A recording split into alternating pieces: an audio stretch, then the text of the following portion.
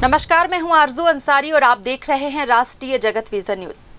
कबीरधाम जिले के प्रसिद्ध भोरमदेव अभयारण्य में बहुप्रतीक्षित जंगल सफारी की औपचारिक शुरुआत कर दी गई है। उद्घाटन समारोह में वन मंत्री केदार कश्यप, सांसद संतोष पांडे और उप मुख्यमंत्री विजय शर्मा की उपस्थिति रही।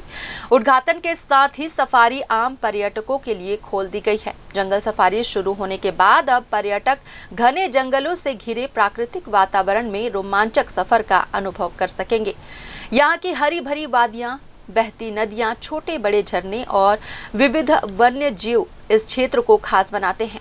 अभयारण्य की समृद्ध जैव विविधता इसे कबीरधाम के पर्यटन मानचित्र पर नई पहचान दे रही है।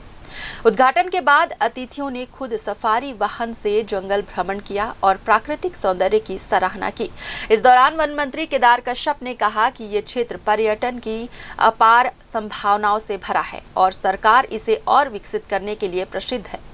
इस दौरान वन मंत्री केदार कश्यप ने कहा कि ये क्षेत्र पर्यटन की अपार संभावनाओं से भरा है और सरकार इसे और विकसित करने के लिए प्रतिबद्ध है। वहीं सांसद संतोष पांडे और उप मुख्यमंत्री विजय शर्मा ने इसे प्रदेश में पर्यटन विकास की दिशा में महत्वपूर्ण पहल बताया। देखिए, पूरी दुनिया को जंगल, जल और पहाड़ अपनी ओर आकर्षित करता है और पर्यटन का बहुत बड़ा केंद्र बिंदु भी है। और हम सबके लिए अत्यंत हर्ष का विषय है कि हमारा छत्तीसगढ़ इस मामले में बहुत ही समृद्ध है और विशेष तौर पे हमारे ये भोरमदेव जो क्षेत्र है और यहाँ पर जो पहाड़ है, यहाँ के जंगल हैं, वो लोगों को आकर्षित करते हैं और पर्यटन की दृष्टि से बहुत ही ज़्यादा लोगों को लुभावने वाला है। और हमें विश्वास है जिस तरीके से बुकिंग आ रही है और लोगों की लालसा है कि यहाँ पर आए और इसमें आकर के पर्यटन के दृष्टि से यहाँ का भ्रमण करें। भोरमदेव महाराज के मंदिर के परिसर के उन्नयन का कार्य जारी है। साथ ही साथ एक और चीज इसके साथ अटैच करने के लिए ये भोरमदेव सेंचुरी 36 किलोमीटर का लंबा एक परिपथ है, वो और आगे बढ़ने वाला है। और इस पूरे परिपथ में कहीं भी हैबिटेशन नहीं है, कहीं भी बसाहट नहीं है, पूरा वनांचल क्षेत्र है। पर्याप्त मात्रा में जंगली जानवर इसमें दिखते हैं और बहुत सुंदर प्राकृतिक दृश्य है। ये पूरा होकर के ये भोरमदेव अभयारण्य आज इसमें स्थानीय युवक काम कर रहे हैं, उनको अपनी जिप्सी मिली है, उस जिप्सी में वो गाइड का काम कर रहे हैं और वो आने वाले अतिथियों को घुमाएंगे।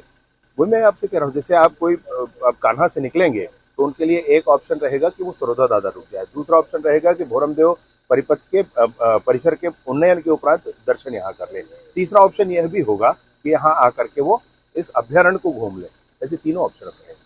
कवर्धा जिला के लिए और छत्तीसगढ़ में एक नई सौगात माननीय केदार कश्यप जी देने के लिए आए हैं और कवर्धा के लिए तो बहुत ही खुशी की बात है। आप देख रहे हैं कितना हर्षोल्लास है कि आज भोरमदेव अभयारण्य में और फिर से भोरमदेव सफारी की शुरुआत आज उद्घाटन कर रहे हैं, जिसमें फॉरेस्ट के सभी अफसर अधिकारी यहाँ उपस्थित हैं, सारे जनप्रतिनिधिगण यहाँ आए हैं।